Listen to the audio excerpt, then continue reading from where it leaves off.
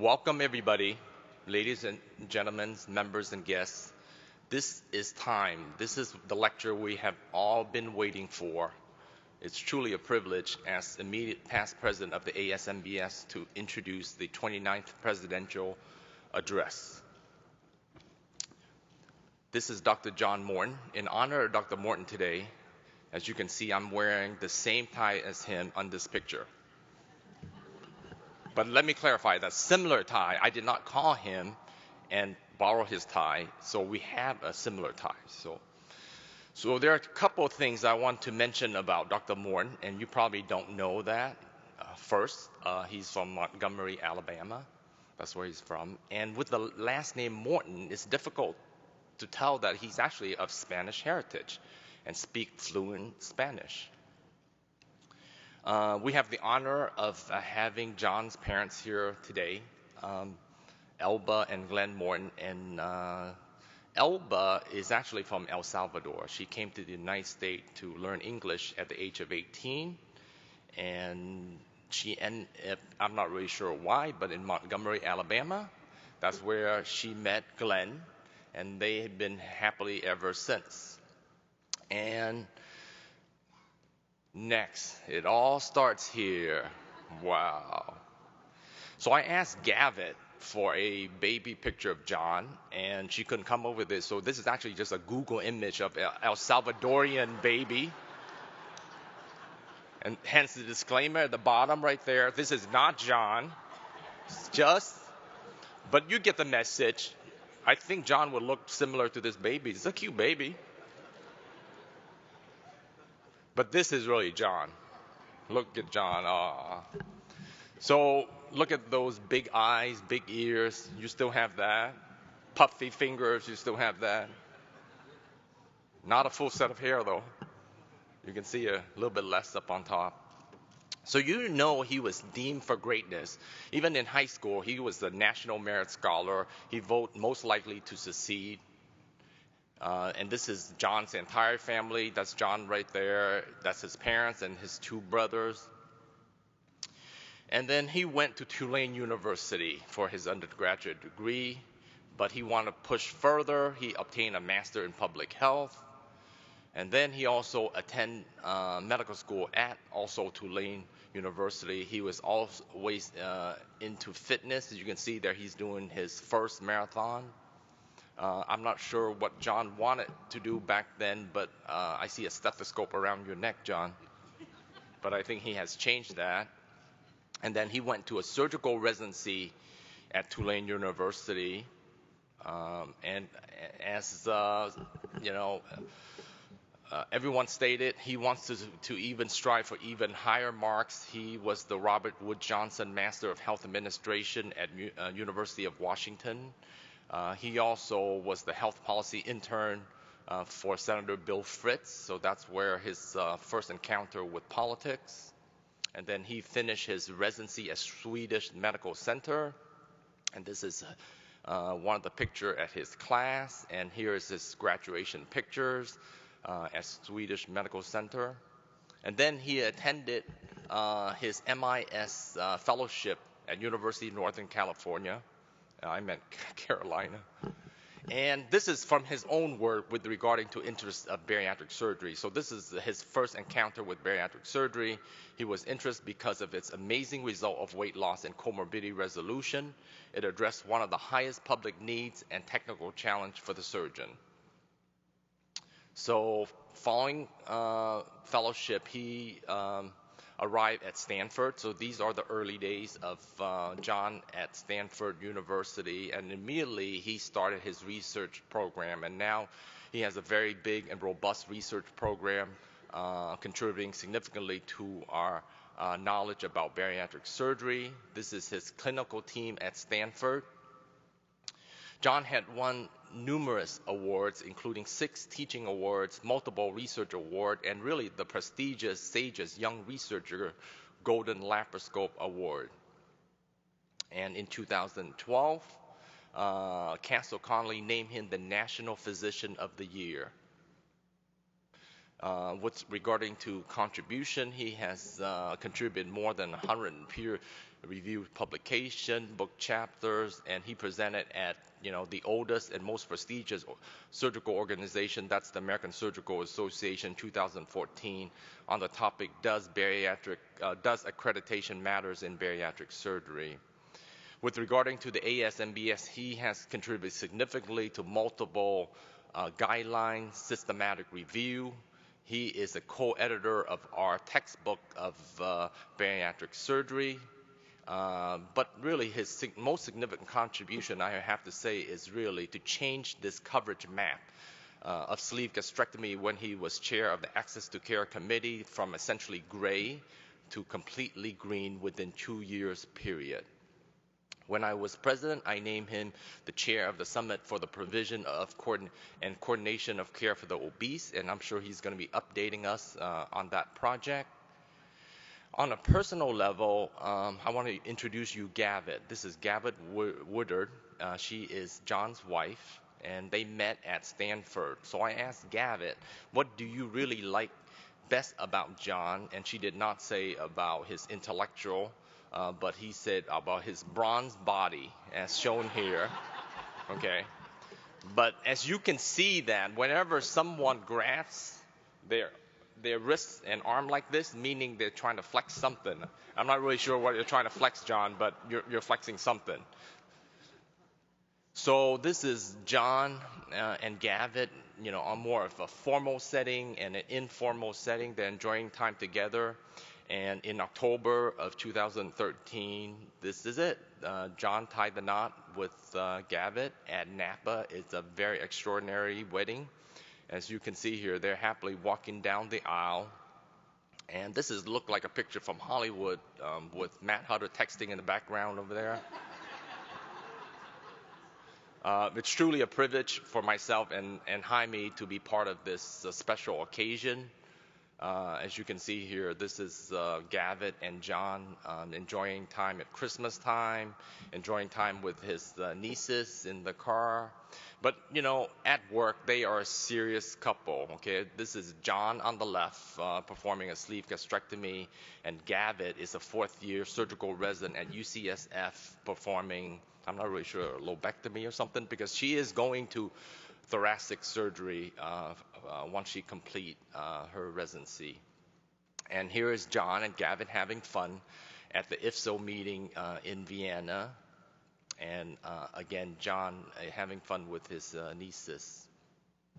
So John has also a passion for good food and wine, as you can see here. We are in Napa to the picture of the left here, and John is teaching us everything he knows about wine. And one of his favorite food is really steak, which he rarely gets at home, so he has to get it when he have dinner with us. And good food and good wine cause a little sluggish here when John is trying to climb. This is Machu Picchu, and he's getting a little tired, maybe of the altitude. But John has always been into fitness. This is actually one of his medal that he received when he was in college. And I'm going to show you exactly what it is for. It's for power pull wrist wrestling. Have anybody heard of wrist wrestling? This is what John used to look like there. Can you see his wrists? It looks pretty powerful, John. So that kind of explained what happened when I see him in the gym doing this exercise. I was like, John, what are you doing? First of all, that's a pretty nice forearm there, John.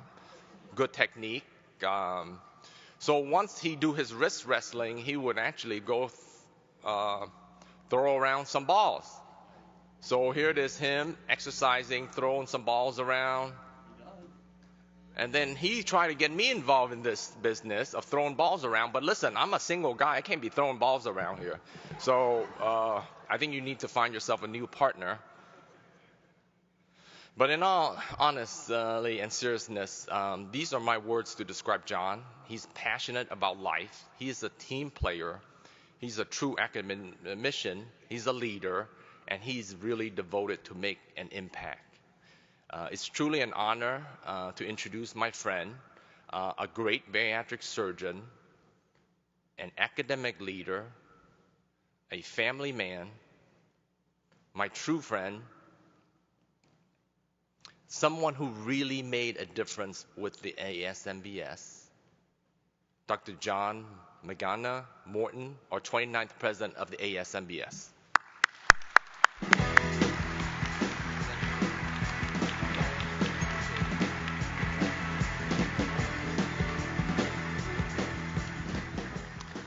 Well, thank you, Nan. I guess I had no reason to worry, so just maybe a little bit. Just to clarify, it's not just wrist wrestling, it's actually arm wrestling, but be happy to demonstrate later. Let's see if we can get our slides up here. I do want to just say first and foremost, thank you for the privilege and the honor of being your president, and I'm happy to share with you today just some of my ideas about where we are as a society, both within ASMBS and in the country. First of all, we're having a terrific meeting here in LA with all great thanks to Rory Pryor and Michelle Gagne for putting together an outstanding course for all of us here. We're going to top 5,500. And here we are in the land of fame and excess. And the one thing that they sometimes called Hollywood is a dream factory. And I think we can take a page from that, because that's what we do every day. We provide hopes and dreams for patients. There's other parallels, as you can tell. This photo got a lot of use. What you can tell here is that we also have other analogs with Hollywood. We have lights, we have camera, and we certainly have action. The other thing I wanted to share with you is, can Hollywood teach us anything? And I'm going to show you that these 3 movies have some direct import to bariatric surgery.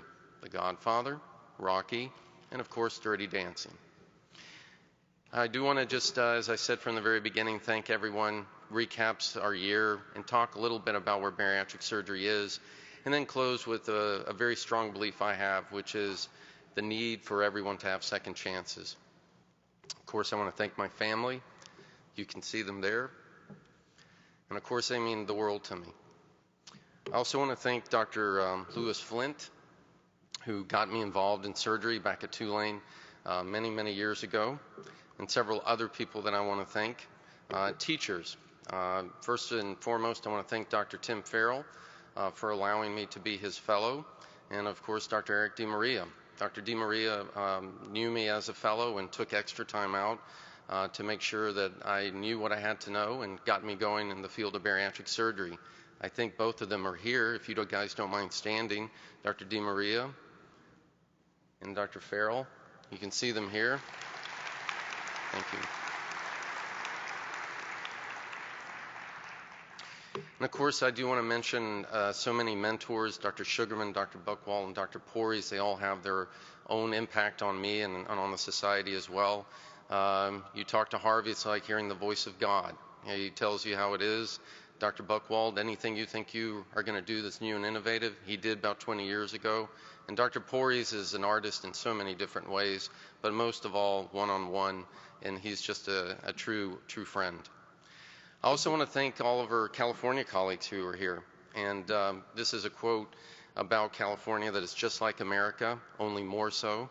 And this is really where bariatric surgery, laparoscopic bariatric surgery got started. Alan Whitgrove was a guy who taught me how to do bariatric surgery. At that point in time, there wasn't a lot of experience. I remember him distinctly. I thought he was a cool guy. He had that vibe around him, that California vibe, and really taught me so much in the beginning. Malphoebe taught about community involvement. Ed Phillips has been a godfather for so many of us in laparoscopic surgery. And of course, my good friend Kelvin Higa, who is not only a gifted surgeon, but his level of humility and commitment is just unparalleled. And I think all of them are here, so if you guys don't mind standing, please let's give them a round of applause as well. Dr. Whitgrove and Phoebe and Phillips and Higa. Thank you. Finally, I want to thank a few more people from the society. Each of these presidents taught me something. Robin Blackstone taught me about passion, commitment. Phil Schauer taught me about accountability. I remember was in access chair, he would ask, how do we know we're really getting better when it comes to access? And he really put the test to me. And so I appreciate that and all of his counsel throughout the years. Of course, I want to thank Bruce Wolf. Bruce Wolf is probably the mentor that I have in bariatric surgery, and he has meant the world to me. We have a common connection at Stanford, and he went there as an undergrad, and we go see games together. He gives me lessons on bariatric surgery, but also lessons on life. So again, I'm going to ask everybody to stand one more time here to recognize these surgical champions, Dr. Blackstone, Dr. Schauer, and Dr. Wolf, if you guys don't mind standing. Thank you.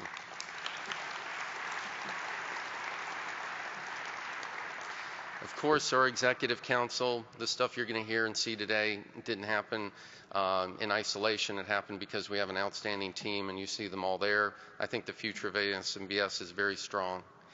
And of course, the executive committee of the executive council, we have weekly phone calls. We've gotten to know each other quite well, and we are a team that works extremely well together. And you'll hear more about these gentlemen in just a little bit. Of course, our staff, who are outstanding in every way. This wouldn't happen without them. I do want to mention Jenny Wynn. I know you're not supposed to have favorites, but I got to admit it, Jenny is my favorite, and she's just been so helpful throughout the past year. My leading lady, and you can see her there, Georgianne Mallory, and then you see the Hollywood sign in the background. I'm going to ask those two to also stand up and take a round of applause as well, so you can see them. Thank you. I wouldn't be here without my fellows. Trained about 15 of them throughout the years, and you can see them listed there. Been very proud of that, and the fact that they go on and found their own practices and keep moving forward. I think the closest we can get to immortality is education, where they beget what you like to do and move that forward. Our surgical residents who have been outstanding at Stanford, and of course the med students. We have these med scholars programs that allow us to do research with these students, and you can see over the years we've been very successful with getting them involved, and you can see them there. Also, I wouldn't be here obviously without our clinic, and some of them are here today, and I really appreciate it. You guys make me look good. That's absolutely the truth. And our patients, of course. I always remember a quote from William Osler: the secret in caring for the patient is in caring for the patient, listening to them and hearing what they have to say, and also learning about what individual issues are coming up, and then you can do studies from it. I'll never forget a patient telling me about the fact that she got tipsier easier after surgery, and there was no studies on it. So we did a little study where we gave everybody 5 ounces of red wine, had no trouble recruiting patients, and we were able to demonstrate the changes in alcohol metabolism before and after surgery, but it came from one patient. And these are some of our throughput in Stanford bariatric surgery. You can see the cases we've done, and we tallied up the total number of pounds lost. And you can see there that clearly this is something that is important to me and dedicate a lot of time and effort to it. I want to take the point now of telling you a little bit about our goals for the society, and you can see those listed there. Nothing starts without access, and that's very critical, as you can see. And here are some of the accomplishments that we've had throughout the year, and I'm going to share those with you. Everything from the Obesity Summit to some of the member toolkits. You can see all the different task forces and committees there. I would love to highlight them all, but we do have to get to lunch at some point. But I do want to highlight some of these. I certainly want to highlight our foundation, who had an outstanding success with their walk. You can see Dr. Oz was at the walk in New York City. The other committee I really want to highlight is obviously access to care, with all the efforts they've had around Leave No State Behind. Proud to report that sleeve gastrectomy is now being covered for TRICARE. We found out about that just a couple of days ago, and you can see all the good work that they're doing. Bariatric surgery training. You can see here that this has been a very active committee through the leadership of Dr. Alphonse Pomp and Corey McBride. We're working through our way for an added qualification of certification, creating an entire fundamentals, and you can see that there. That Dan Jones is leading, and we're looking to really get the seed for the future, which is training medical students and creating a longitudinal experience for them. And what better way than seeing what happens to our patients over time? And you can see that there. Clinical issues. This has been a very active committee. In fact, it's the committee of the year, and it's well deserved. You can see all the activity they had, about 10 different position statements, about 10 different articles that came out, and they're doing more and more as we progress. Insurance, I know we have different issues that come up. Matt Bregman, Helmuth Billy have done an outstanding job when it comes to the revision toolkits that are available now online, and you can see all the work that they've done. Membership, we're looking to grow always, and you can see that we're looking to grow in different areas, adding new physician memberships as well as physician assistant outreach. You can see our membership continues to grow. And I also want to mention another committee, which is Quality Improvement and Patient Safety, led by Eric DeMaria and Dana Tellem. And you can see all the work that they've done. There's going to be a groundbreaking paper presented next year around closed claims registry. Eric DeMaria spoke to all the malpractice carriers throughout this country and got 7 of them to allow us to take a look at their closed claims. A lot of lessons to be learned that we can apply for the entire society. And of course, we're looking for the future where we train people in quality, and I know this committee will be leading those efforts. State chapters, this is very unique in the fact that we now have representation in all 50 states. A huge accomplishment, and many, many thanks to Chris, Joyce, and Rachel Moore. You can see there all the different state chapters represented. Those diamonds, I actually went to those chapters, and we wanted to make sure that we got the word and the message out to those chapters. Integrated Health, you see all the work that they've done from the support group manual to creating perhaps new certifications for PAs and nurse practitioners. I wish I had more time, but all of these committees did such outstanding work that I'm so proud of them.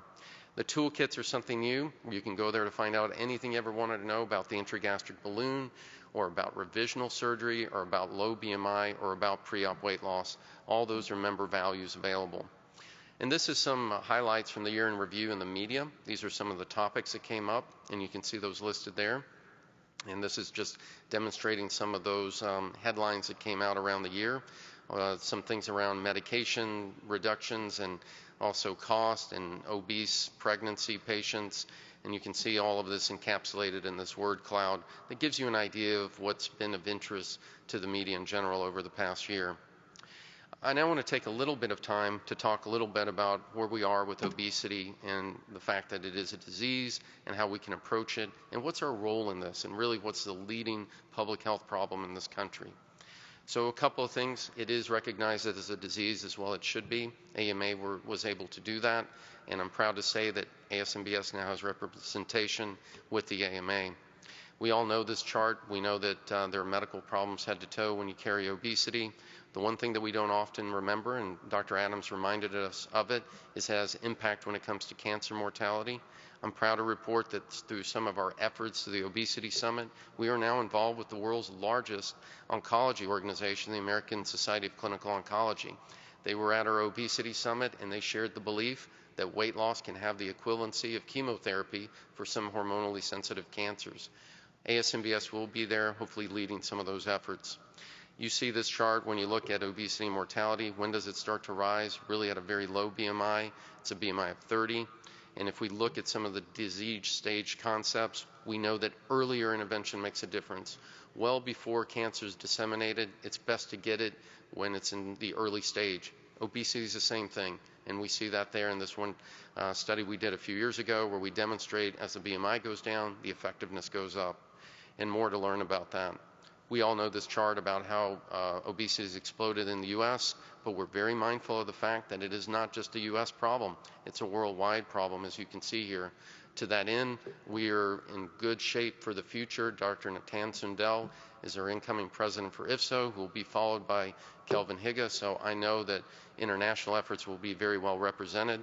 We started an outreach with China this past year that culminated in 2 different visits to China. And you can see Nin and I at that meeting. I guess I should get a new tie. It looks like the same one. And the one thing that we've been able to do here is get our textbook translated into Chinese. And Charles Zhang has been absolutely instrumental in building that bridge. Why is it important? In a nation of 1 billion people, there 10% are diabetic. And that's 100 million diabetics that are available, which is an enormous drain. In fact, if you start thinking about it, a nation's ability to deal with obesity and diabetes can provide a competitive advantage. So important that we address it. Now, I promised that there would be something to do with The Godfather, right? And if you look here, The Godfather, which is voted the #1 film for men The opening line, just to remind everybody, is, I believe in America. And really, The Godfather is actually all about the American dream gone wrong. The Don, interesting, the Don has wanted better for Michael. You know, he wanted to make sure that he became a senator, but there just wasn't enough time. But that's the American dream, isn't it? The American dream is that the next generation is going to be better than the last. However, that may not be the case if we keep going in the same direction when it comes to obesity. We may actually see life expectancy go down. So it's very critical that we address it, and that's where ASMBS comes into play. And if you look at the economic burden here that's employed when it comes to obesity, it's quite high. It's on the order of about $300 billion, which is actually more than the economic impact of the Affordable Care Act. So if you want to bend the cost curve, obesity is a good place to start. And you can see that there. This is a study we just presented here yesterday, and you can see there that as time goes on, untreated patients' costs go up. Treated patients' costs go down. So again, here's maybe an approach to dealing with medical expenditures over time. Do also want to mention another toll that sometimes is paid by patients, and that toll is around attitudes, and we've heard that many times. And this is a columnist from the New York Times named Michael Kinsley. Michael Kinsley wrote this column where he said that Chris Christie is just too fat to run for president. Now, you can say whatever you want about Governor Christie's politics, but he should have the same advantages that any other American should have, which is to run for higher office.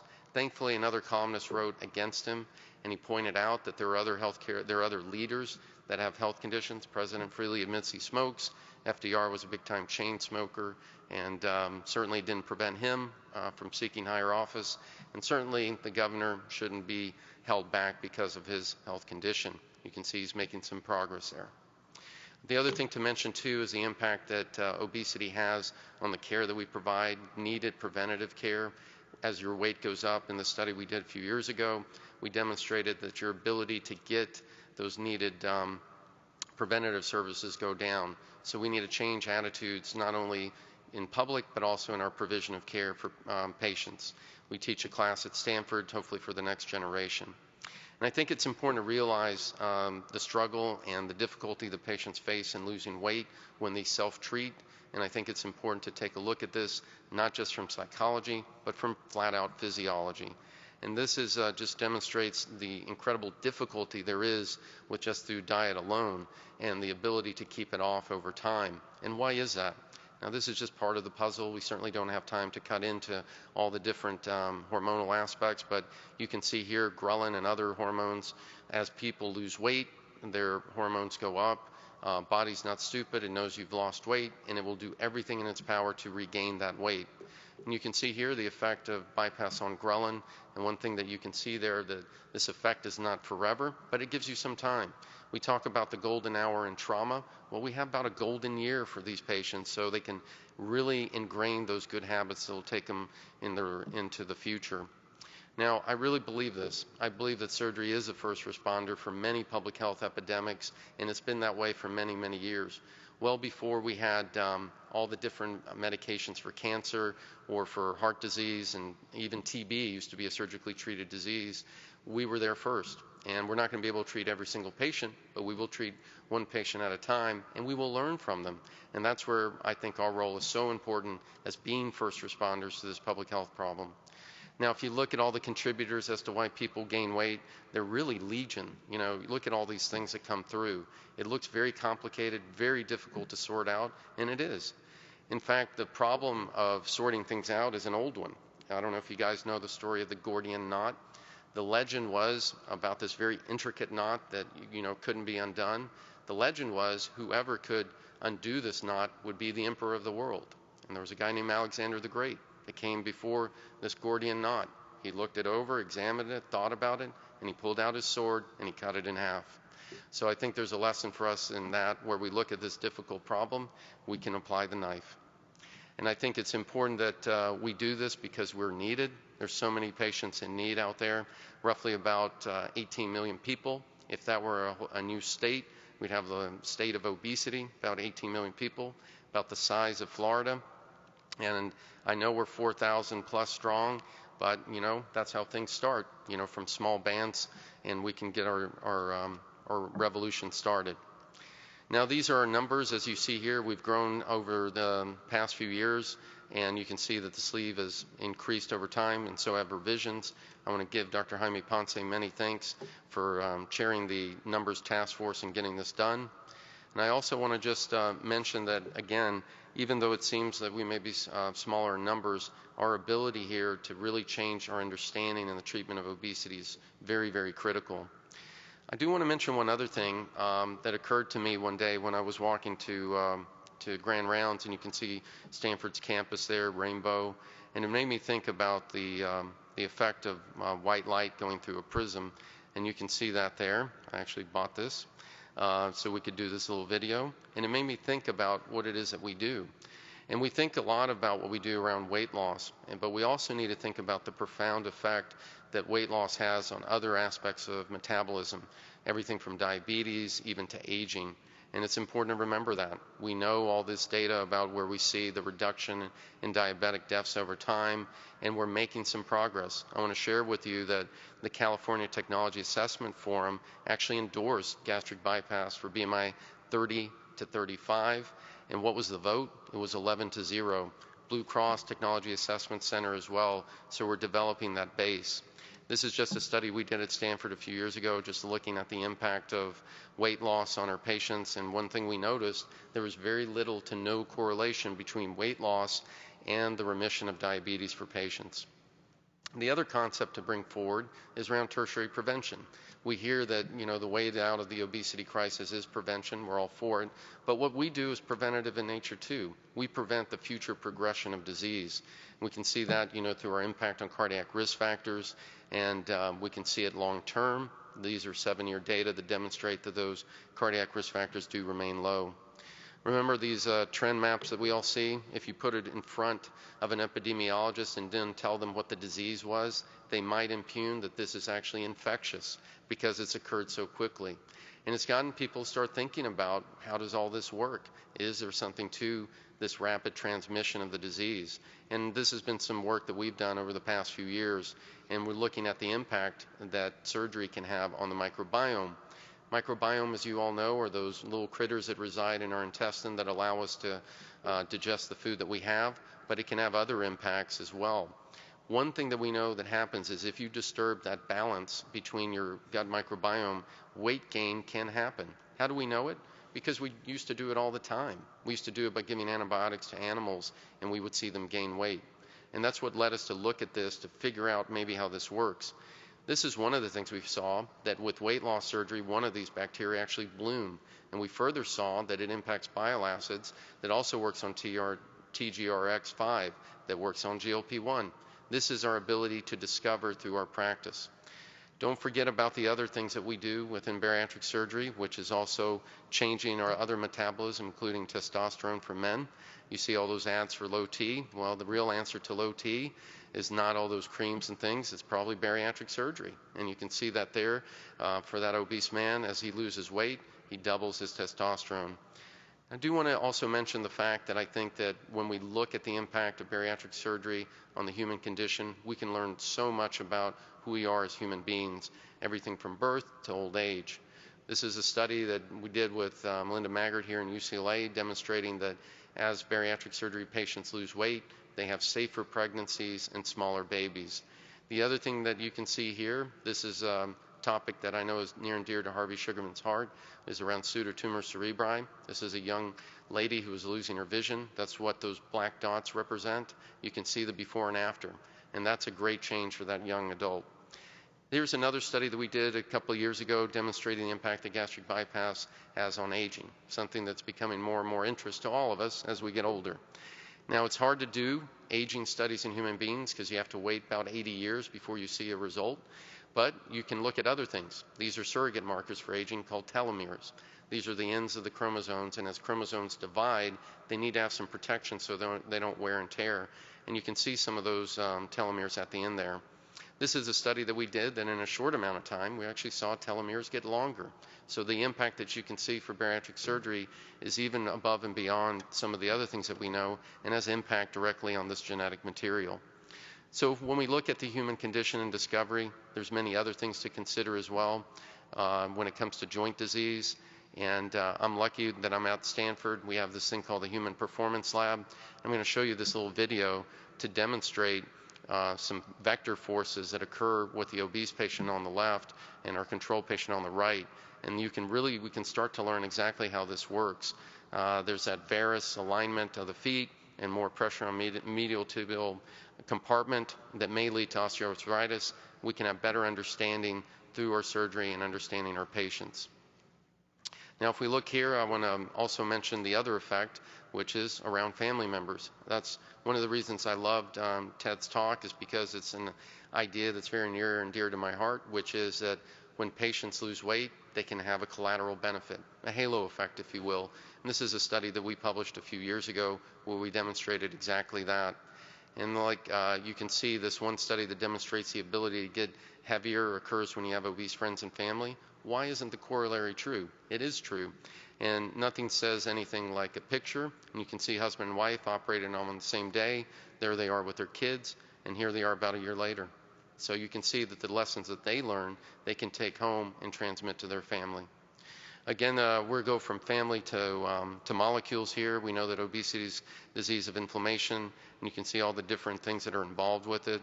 And we did a study just demonstrating some of those things, where you see increases in adiponectin, proinsulin, GM-CSF. All of those things get better in a short amount of time. All of this is to demonstrate one thing.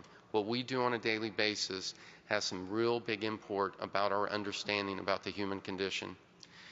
I'm going to just mention here a little bit about what we can do. I think you've seen the impact, obviously, that bariatric surgery can have, but how do we keep it going? How do we make it enduring?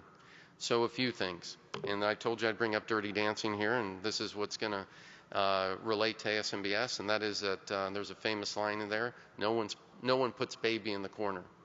And that's how I feel about bariatric surgery. Nobody's going to put us in the corner, and we're making a lot of headway getting mainstreamed. And you can see those different organizations that we're now part of, everybody from National Quality Forum to AMA. So we're making a lot of progress.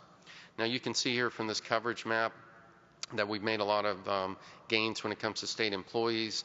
And you can see now there's very few states that don't have coverage. Only one state does not have Medicaid coverage, that's Montana. That's mainly because they didn't have a bariatric surgeon until not too long ago, but now they have one.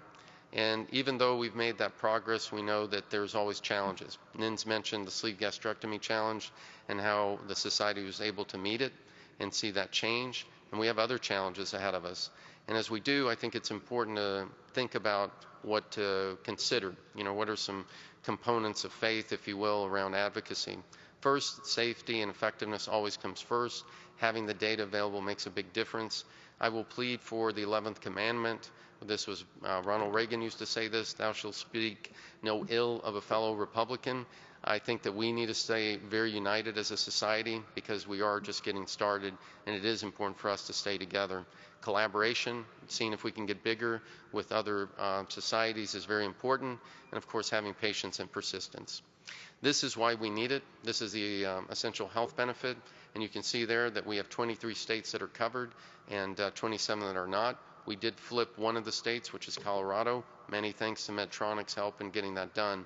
So we've tried to do a lot. We've tried to do things around the toolkit. We've put ads in roll call, which is the Congress industry paper, if you will. But I think it's time to start doing more. This is an example of that toolkit. So we can change some of this. There you go, Colorado switched. And you can see some of the things that we've been doing. And one of the things we've done is work very closely with the obesity care continuum. We all work better when we work together, and you can see that there. Here we all are meeting with the Surgeon General, where we got our message across that not only prevention is important, but treatment is as well.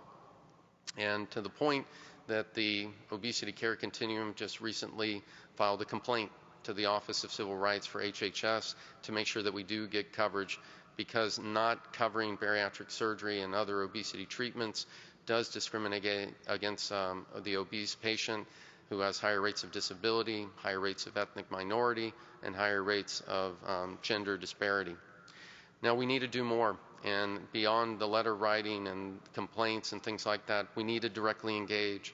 Government is medicine is now a government industry. It's 70% of funds that go towards medicine are actually out of government. And this is a study that was done recently that showed the ability to get a meeting with a legislator rises almost eightfold when you give a donation. So you guys have seen some of this around. I think if you're sick and tired of being sick and tired of not getting what we need and deserve, let's put some action into place, which is this political action committee, and that way we can get our voices heard. And I think it's important that we do that so we can accomplish some of these goals. Now, the last movie here to mention is, of course, Rocky. When everybody who knows that Rocky story, it's a terrific story about not giving up. You may not know the story about Sylvester Stallone. He was an out-of-work actor, really penniless, didn't have enough money for rent. He had this great script he wrote, took it to the studio. They offered him $1 million.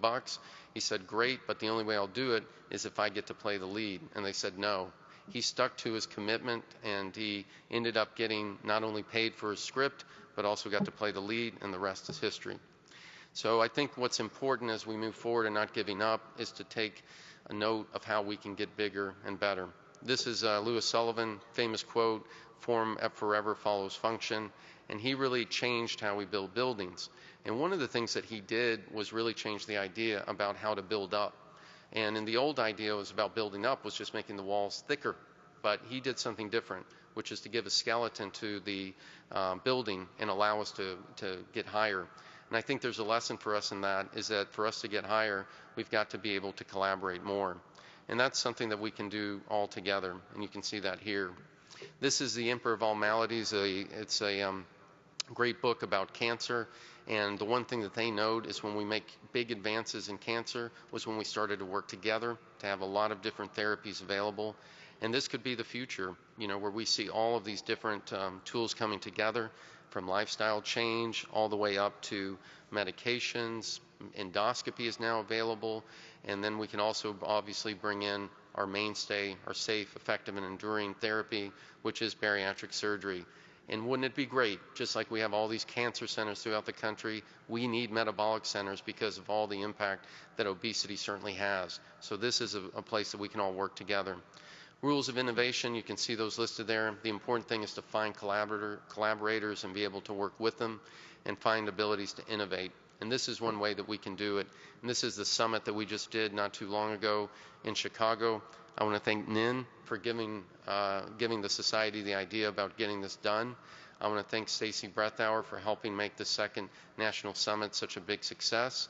And look at all the people that were there. 35 different medical societies, unprecedented.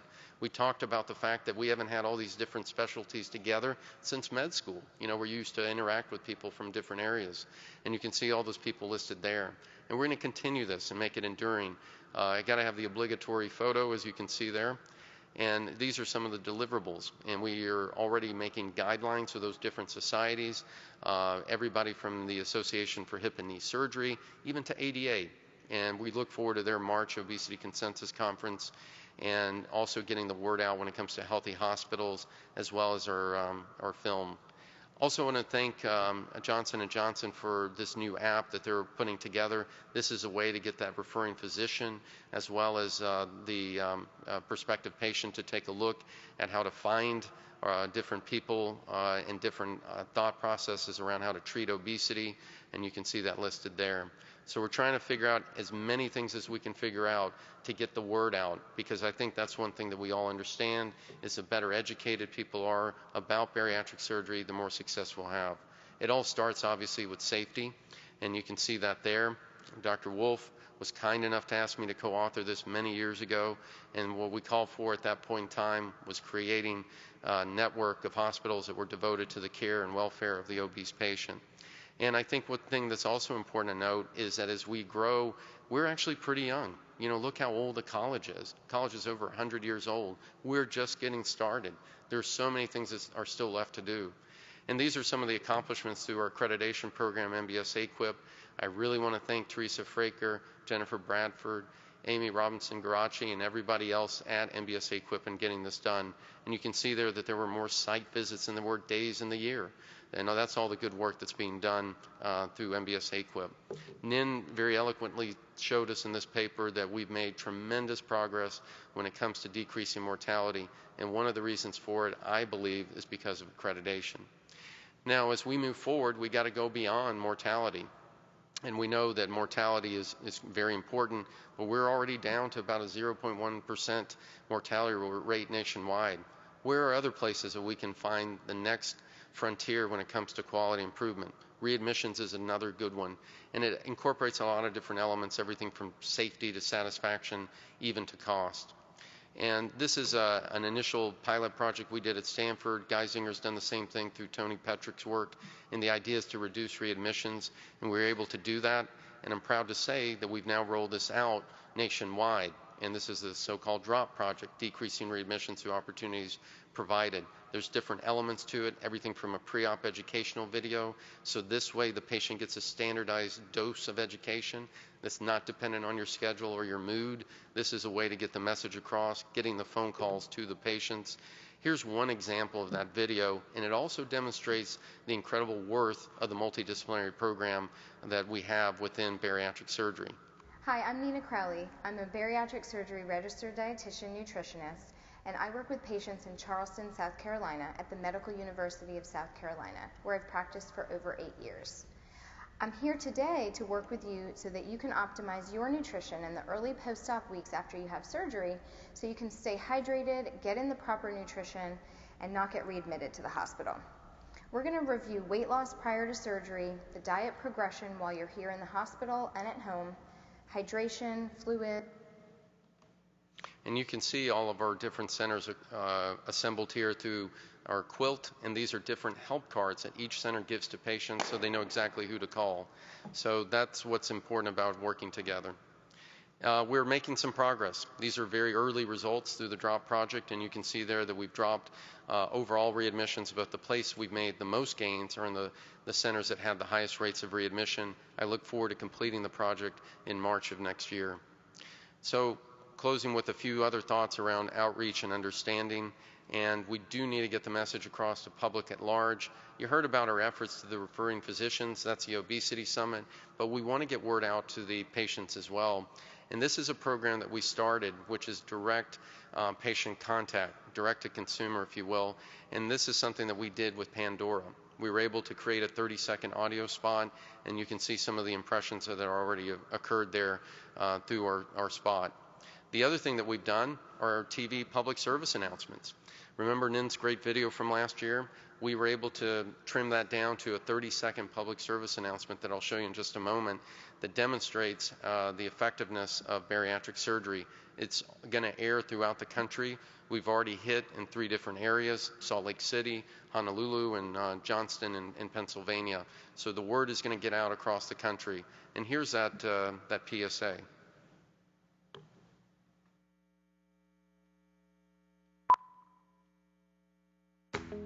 I struggled with my image as a nurse because I'm taking care of patients and I'm supposed to be counseling them, and I'm 100 pounds overweight. I had the reality hitting me in the face. The guys I was right in the locker next to are dead. And for me, it was just that simple. It came down to what are the risks of doing nothing versus the potential gain. For more information, go to WeStartToday.com.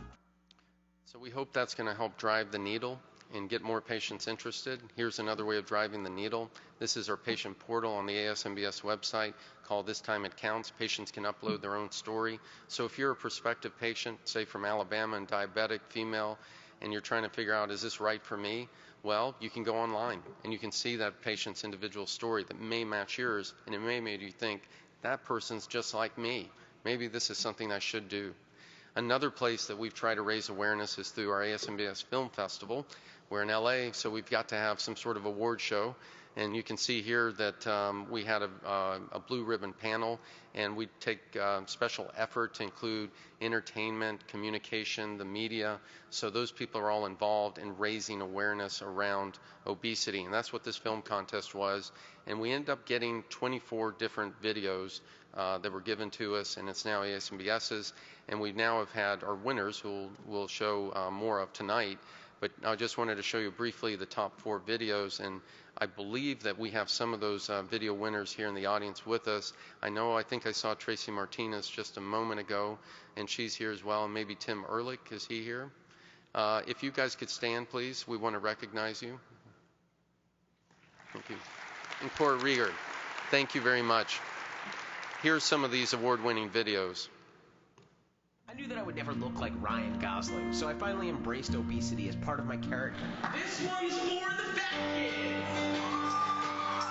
The overweight, the morbidly obese, as doctors might say. We stand united, together, just not side by side. It's not because we don't like each other, it's because we're as long as we are wide. For me, that was a slippery slope. After high school, I put on more and more weight until I pushed 300 pounds. When you're that heavy, it's hard to find light at the end of the tunnel. I couldn't find the joy in exercise or eating right. I didn't even know how to do those things. You know, it's funny. Even though I have obesity, I've sat in judgment of myself too. Harsh judgment. Because when the world blames you over and over again for how you are, eventually you believe that that's what you are, despite what you know to be true about yourself. It's exhausting. You get beaten down. And when you're beaten down, it's harder to fight for your right to affordable, evidence-based medical and surgical treatment. People don't normally think of obesity as a disease. My goal is to convince you that it is.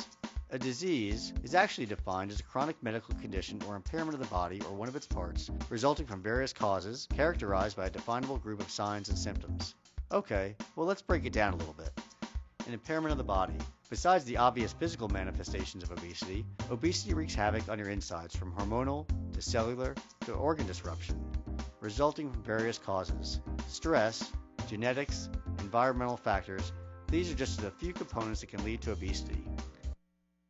What I would like to say to doctors, first and foremost, is that it's okay to talk to their patients about obesity. Over the years, many years, as I gained more and more weight, I never had a general practitioner, internist, or OBGYN ever say anything to me about my weight. So I think it's important to realize that we need to get the message across to folks because we've done the hard work, which is showing how safe and effective bariatric surgery is. And it's so important to give these patients second chances. Look at this one guy. You may know who he is, how many times he failed in running for office and losing until finally getting to become president in 1860, Abraham Lincoln. One of my most favorite quotes, and this is around persistence because I think that's such an important thing to have to make sure that we get accomplishments. That's something that's quite important. Here we are in Hollywood. This is just the land of second chances. You can see that just in the name changes for people. We can also see that there were second chances provided to all of us, whether we're from Mexico or Vietnam or Argentina or El Salvador. And you can see that for all of us. The other thing that you can see is that I have two very good friends, Jaime Ponce and Wynn, the three amigos. You see us there. We actually got the hats to prove it. And you can also tell that we like to go to events together. But now we're the Four Musketeers. With Raul coming forward, we're going to be in great shape for next year. And I look forward to working with him in the future. The other thing I just want to close with is, you know, what's in common with Montgomery and El Salvador? Warm weather, perhaps. Football, maybe not. There are different kinds of footballs, but there's tradition, love of family, and faith. The other thing that good to know is that both of my grandfathers in El Salvador were surgeons. You can see them listed there in the hospital back in El Salvador. My brothers gave me second chances even after questionable wardrobe choices like this. Of course, my parents, who I love very much and I can't look at right now, gave me second chances.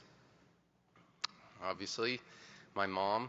This is one thing that my mom did. I had broken my finger, and the hand surgeon said that it had to be removed. And she said, absolutely not. He needs to keep that finger. So you can see that there. Thank you. Gracias, Mami. This is a picture of Jordana Mason, who passed away recently. And I think this picture shows that the thing that keeps us together is obviously our love of family, my love for Gavin. You can see us there. Thank you, Gavin. Love you. And it's important that we provide these other second chances to patients. This is our symbol around bariatric surgery at Stanford, the butterfly rebirth. It's important to remember that when it comes to helping people. Very definition of humanity's failure and the ability to rescue and have resiliency and recovery is important. This is an old quote from Leonard Cohen's song, "There's a crack in everything, but that's what lets the light come in." And I think it's important for us. It's important for not only our society, but the entire society. And you can see that from a society that doesn't even show people's faces. We give them a chance. And we need to give them a chance because they've tried in so many ways. This just shows how many weight loss attempts there have been. But there can be new beginnings for patients, and you see that listed there. We give them second chances if there's any sort of complication in a hospital with better failure to rescue rates. And it's important that we give them those second chances because we know that this works, and we see that survival benefit demonstrated here. So who's going to rescue these patients? Well, I hope it's everybody in this room. And I'll close here with just one last thought that, everybody knows that I like applause. And when applause is over, the one thing I can tell you is that the mission will endure and that our cause will continue. And I would really like my family to come up, as well as the entire EC and everybody here, to celebrate what we've done this past year, because it's important to understand that all of this doesn't happen in a vacuum. It happens together. And have one last quote from, you guys can all come up. I would really appreciate it because you mean everything to me. I'll close with one last quote, which is from Dirty Dancing. "I had the time of my life." So thank you guys so much.